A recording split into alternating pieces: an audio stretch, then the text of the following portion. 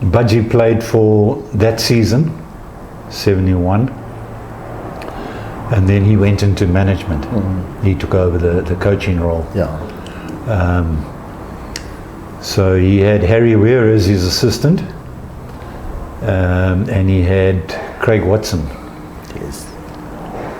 Yeah, so that was a great side, really good side. When you were 17, and Sir Stanley Matthews came out to South Africa. Yes. And he guested for which team?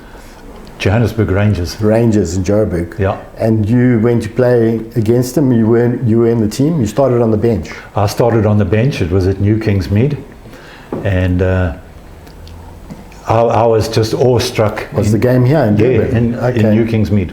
I was awestruck in being invited to be in the squad, and not only that. Had you made your debut already for City? No, I hadn't. So later on in the game itself, when I say made my debut, I had actually played in the first side exhibition game. Yeah, like the team, I can recall we went and played in Mpongeni once. Like pre-season friendlies? Yes, yeah, that's correct. And I'd had roles playing there, but my actual debut, first side debut, I had was against East London United. That's correct. And so yes, I was on the bench then, and you can imagine being a 17-year-old and you're sitting on the bench and your eyes are focused on Sir Stanley Matthews for 90 minutes, watching him. Only to be told in the last 20 minutes, hey son, Budgie says, hey son, go warm up. And I looked around and I didn't know who he was referring to. I thought it was somebody like John Louch or one of these guys. And he said, no, you. Brummie, you go and get warmed up. And I ran up and down, got warmed up, and came back. I said, yeah, I'm warmed up. He said, okay. And he made a change then. And he put me at left full back. I was going to ask you that because Sir Stan played right wing. That's correct. Yeah. Because of the fact that, I was known as a runner. At training, I was run. And I wasn't the quickest guy. Yeah. But I could hold my own. It was hard to get past you. That's correct. And then I had to go and mark Sir Stanley Matthews. How old was he then? He was 57. 57? 57 years old. And how did he play? Oh man, he was incredible. When they got the ball to him, if you weren't close to him and he came running at you, you never stood a chance. At 57? At 57 years old. I can recall him going past me twice and getting across, and fortunately didn't result in a goal. Yeah. But that's how good he was. Not many players got past you, Brummie, without suffering consequences. I can recall winning probably 2 tackles, but 20 minutes goes by quick, and then the final whistle was blown. But must have been a hell of an experience. To shake the man's hand, Enzo, one of the highlights of my career. And you also played against George Best. Yes. When he played for Jewish Guild. That's correct. Was that in Joburg or was that down here? Was here and in Joburg. 2 matches. That's correct. Okay. We played against Jewish Guild at Balfour Park, and George Best. What they did is, because Norman had ties with I failed to remember the name, but he was the chairman of Jewish Guild. Norman and him were very, very close. Okay. And he obviously had indicated to Norman that they were going to get George Best to come guest for them. So between the two of them, they, through the league, worked a deal whereby we would play Jewish Guild back to back. In other words, the last game of the first round of the season. And then the first game of the second round. That's correct, at Balfour Park. And then the following weekend would be the first game. It might have been 2 weeks after that. I think he played against Hellenic in between that. But they tried to make him a draw card. And so we played against George Best here in Durban. And what was that like? Did you mark him directly at all? No, I wouldn't say I marked him directly. Was he more of a midfield, like number 10 kind of player? He was like not the target man. Yeah. He was the guy they'd try and get the ball to coming out of the midfield. Create some And play. but he had skill, man. Did you get to talk to him afterwards or meet him? We intermingled quite a lot around at the change room. Durban City used to have their clubhouse around the back of Old Kingsmead and New Kingsmead, and of course the visiting team used to come there and have drinks and whatever before they went back to the hotel. So I did get a chance to sort of have a little chat to him. What a player! That's what you call a goat. Greatest of all time. Oh, greatest of all time! Incredible. You say that even as a Liverpool supporter. Even as a Liverpool supporter. Not only because I had the pleasure of playing against the guy on the same field as him, but these were boyhood idols that you used to, I mean, collecting soccer magazines and posters on your wall. These are the guys that... When you were growing up, did you have idols?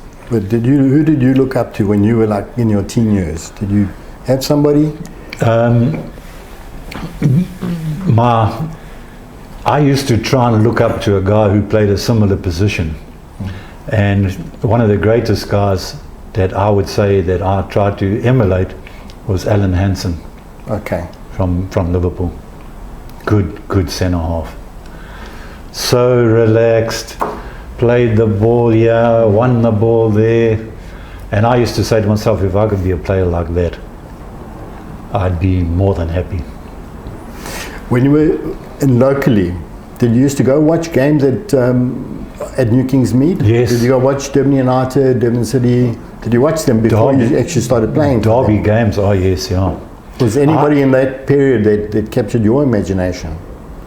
I used to obviously like the Durban City players, the likes of Les Sultan, Ken Denishan,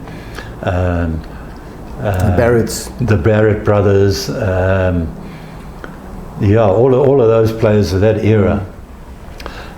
When I actually started out my career, I was part of a group that used to be ball boys at Hoy Park. A very good friend of ours who stayed around the corner, Keith Benson, his father, he was the guy who used to actually, hey, my cat. He was the guy who used to be given the task of getting the ball boys. So every week, you used to want to say, I want a ball boy, I'm a ball boy, because you could get up close with the players. Yeah. So that started at Hoy Park in those days. And of course then when Hoy Park closed and New Kingsmead was then built. But those are the players I looked up to, the Durban City players. I wouldn't say that anybody was my big idol from one of the opposition sides.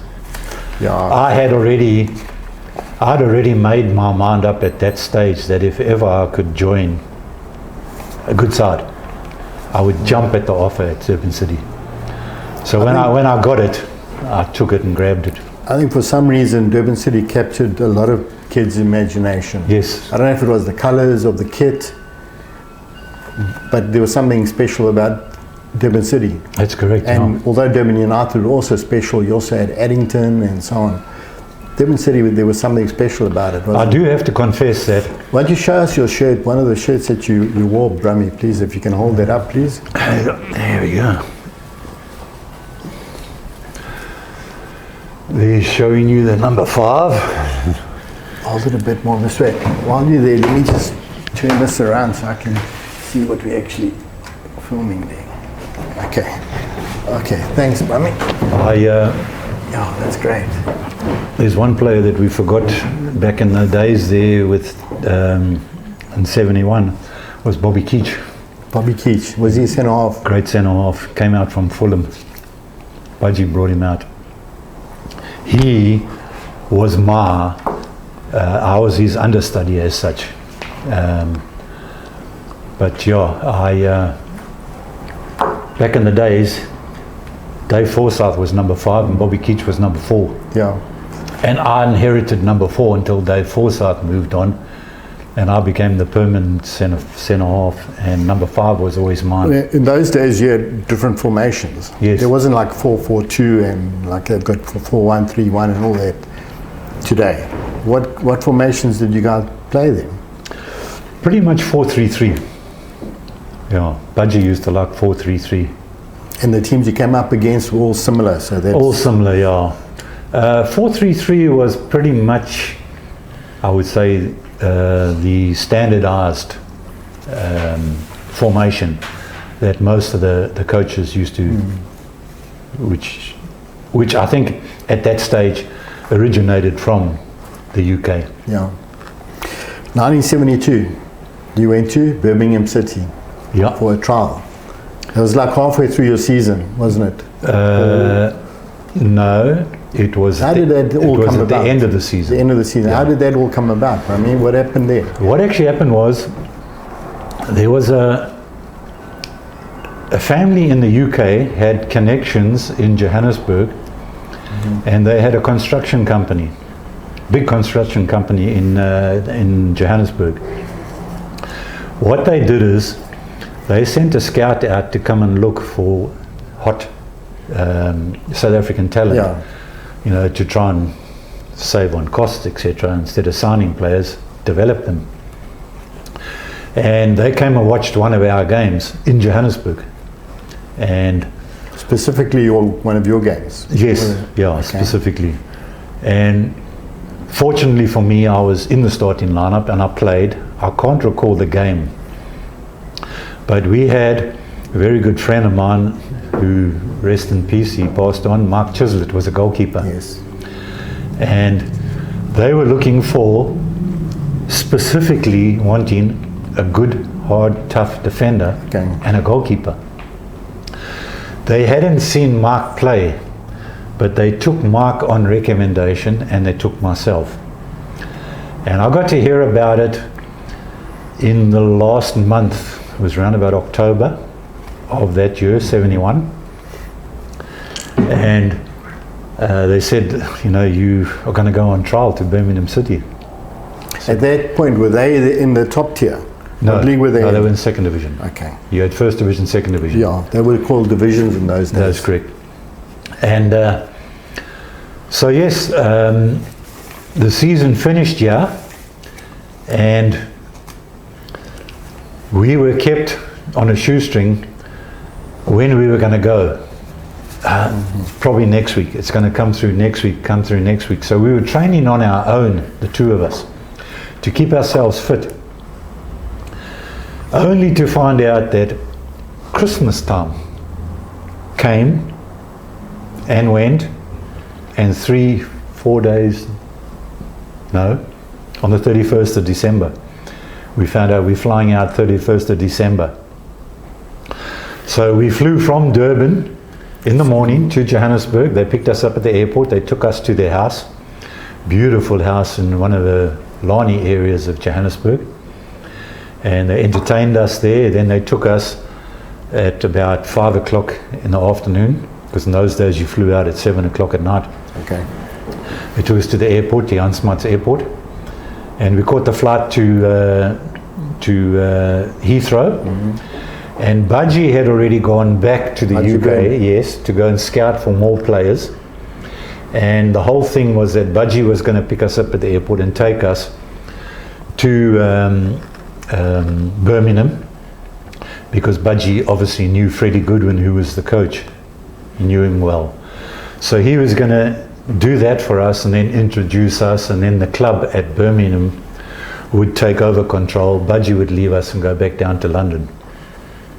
So that's how that happened.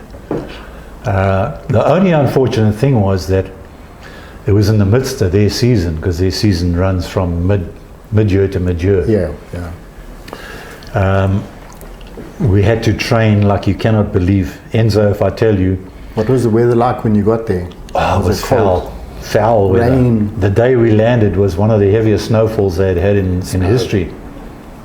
And we drove through the snow, I recall it all, to Birmingham, snowed in Birmingham, and then we started training in snow for, I would say, about a month. We had to actually train for a whole month on our own after training with the reserve side. at Acock's Green. Was that to catch up with fitness levels? To get ourselves to the level of the players there. And then fortunately, managed to get a game. The first game I played was with what they call the apprentices, under 19s call it, under 18s in the UK. And I played, I can recall it was against West Brom, which is in the area. We won that game. And then 2 weeks later, I managed to get a game against Aston Villa at Aston Villa, at Villa Park, for the reserve side. And things were progressing well. I was enjoying it. As far as I know, I was doing well. And I got called the one day, a message at training, that you must, after training, you must go and see Freddie Goodwin at the offices. And I thought, what would he want to see us for now? When I got there, we both sat down. Mike sat the one side, I sat the other side. And Freddie Goodwin says, listen, I've got good news and I've got bad news. He said, I don't know what you want to hear first. I said, well, give us the bad news. He said, no, we've received, in those days was telegrams, received a telegram from Durban City to say that Norman Elliott had sent to say that, you know, they must terminate our trial and we have to come back because particularly you are needed, because one of the centre halves, and he mentioned the name Dave Forsyth, contacted yellow jaundice. Oh. So he was out for a long period. Sorry, bro. Let me interrupt you 1 second. I just want to get much water. There you go. Sorry, bro. Otherwise, you'll never stop. Wow. Yeah, so then I said to him, I said, okay, what is the good news? He says, the good news is that I physically haven't seen you guys play yet. But going on accounts of my staff at Acock's Green, which is the training centre out near the airport in Birmingham, that both of you are showing good signs, and particularly you as a centre back. I've had feedback from particularly our number one centre half in the first side, Roger Hind, big, strong guy. And he had actually indicated that, hey, this boy, I like this boy, you know, we mustn't let him go. He says, but unfortunately, because of the situation in South Africa of football, we've got no choice but to let you go back, because we don't have a release clause. If we were able to sign you, you would still have to serve a whole year before we could in fact use you. That was the ruling in those days. What, serve a year of what? To get a permit. As an apprentice? Yes. Oh, to do Yeah. Oh, okay, not like national service or anything. No. Okay. So anyhow, that was what happened. So you had no choice? I had no choice, no. Okay. Didn't have any choice. Things might have turned out differently. You might have... What I could have done, in hindsight, I could have actually just checked out myself and bought myself a plane ticket and gone from the UK to Holland. Because at that stage, my mother and father are Dutch. They came, after the war, they came out to South Africa and settled here. I never had a single other relative in South Africa that was De Leur other than in Holland. I could have then gone there and I could have, you know, worked my way into one of the Dutch sides. I don't have any regret with it. I had a good long career, and I'm quite happy with it. I came back. Yeah. It was a good experience for you? And I went straight back. I was straight into the first side, and